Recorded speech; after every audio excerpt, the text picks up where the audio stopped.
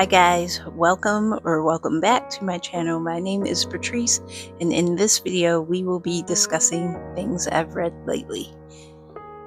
In this video I'm going to talk about 3 books that I got from the library at the beginning of the year, and I did make a video, library book haul, so this is like books that were in my first library book haul of 2025. The first book I'm going to talk about is The Author's Guide to Murder. And this was written by Karen White, Beatriz Williams, and Lauren Willig, 3 authors. This is a mystery book, and the overview says, literary superstar Brett Saffron Presley has been found dead under bizarre circumstances in the tower of Castle Clinlot's book-lined study. The prime suspects are Kat Denor, a sleeky erotica writer, Cassie Pringle, a southern mom of 6 juggling multiple cozy mystery series, and Emma Endicott, a New England blue blood and author of critically acclaimed historical novels. The women claim to be best friends writing a book together, but their stories don't quite line up, and the detective is getting increasingly suspicious. So I did. I enjoyed the characters, but I enjoyed them more in the second half of the book. Like, the first half of the book was really, really slow. It was so slow and boring. It was just like a lot of like background info and like they did this and they went here and blah blah blah blah blah. Very, very boring. It picked up in the second half, and that's when things got good. That's really about the only thing that I have here that I liked about it. Like, I guess the ending was cheesy. We never met the victim, so like he never even uttered like any phrases in the book at all. It was all like memories that people had of him that kind of told the story. Like, they didn't interact with him. That just made it hard to like care about him being murdered. Yeah, we had no ties to him. And the romances in this book, they developed way too fast. Like, these ladies were there for like a couple of days, maybe a week, and by the end of the book they're all married with kids.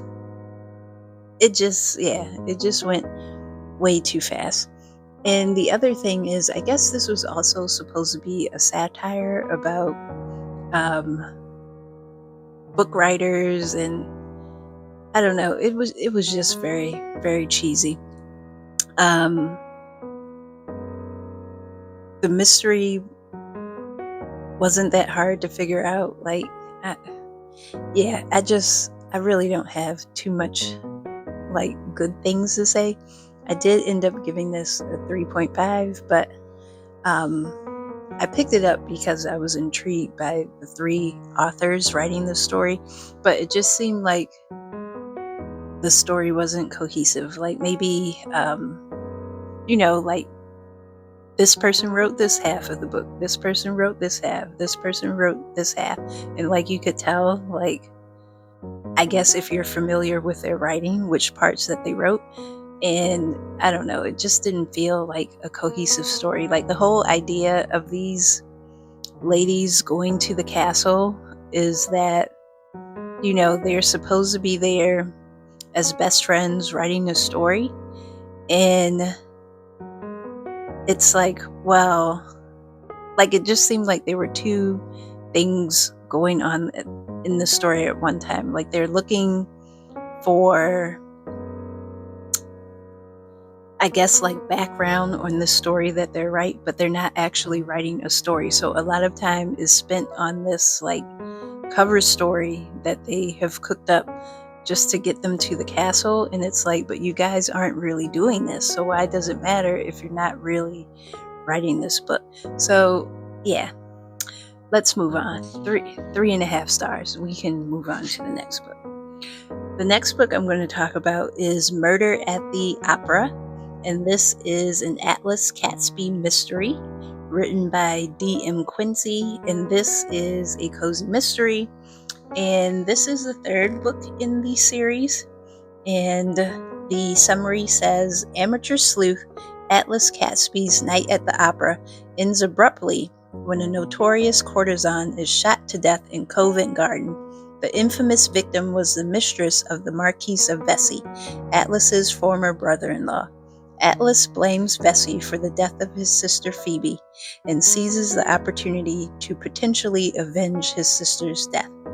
So this plot was very engaging. Like, there were a lot of red herrings, a lot of, maybe this person did it or maybe it was this person. Like, you really didn't figure it out until the end.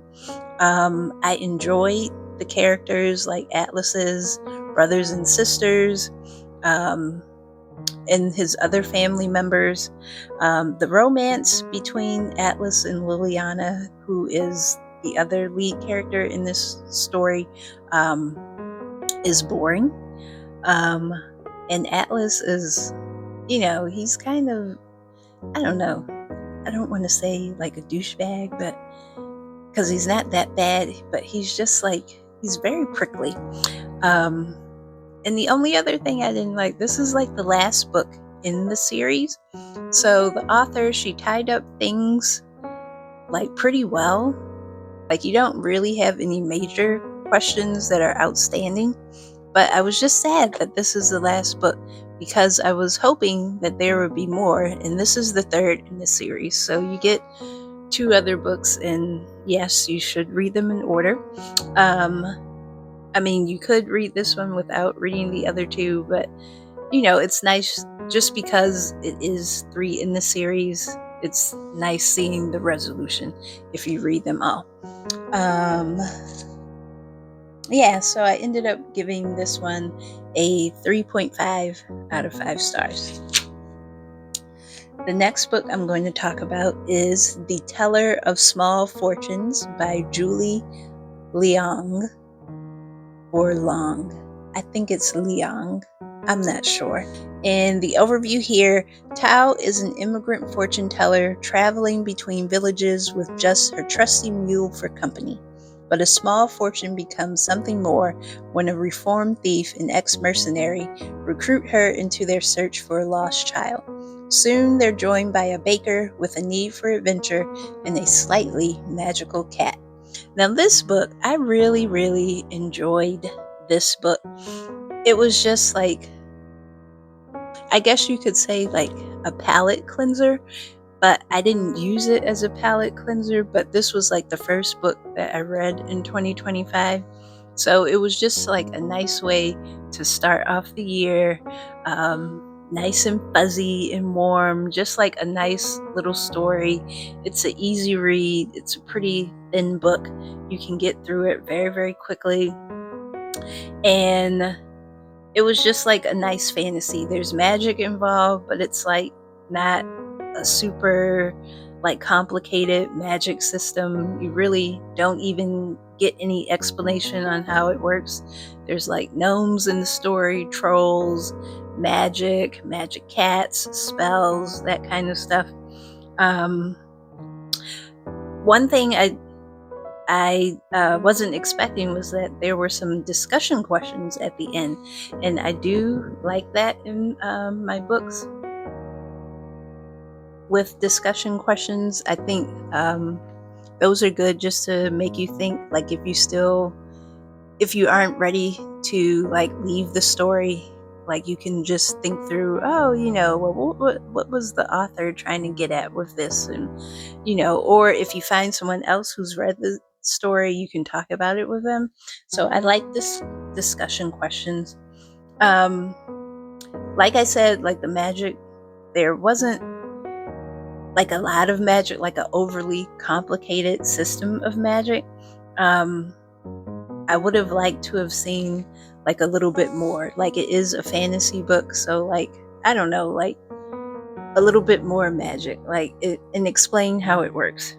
The problem that they are trying to solve like, it doesn't seem like it's a very consequential thing. So there's no urgency to like solving the problem. I guess there is, but to them in the story it's urgent, but when you're reading it, it's just like, okay, like, all right, you solved this problem, okay, great. Like, it has no bearing on the characters. Like, if they did or didn't solve it, like, it would be okay.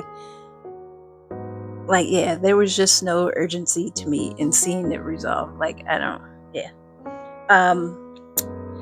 But like I said, it was a good way to start off the new year with like a nice, gentle story, something warm and fuzzy, feel good, and you can quickly read it. So I ended up giving this a, well, I think I'm going to stick with a 4-star. Yeah, I enjoyed it that much. And we have made it to the end of this video. Please don't forget to like, comment, and subscribe, and let me know what you are reading. And I will see you the next time. Bye-bye.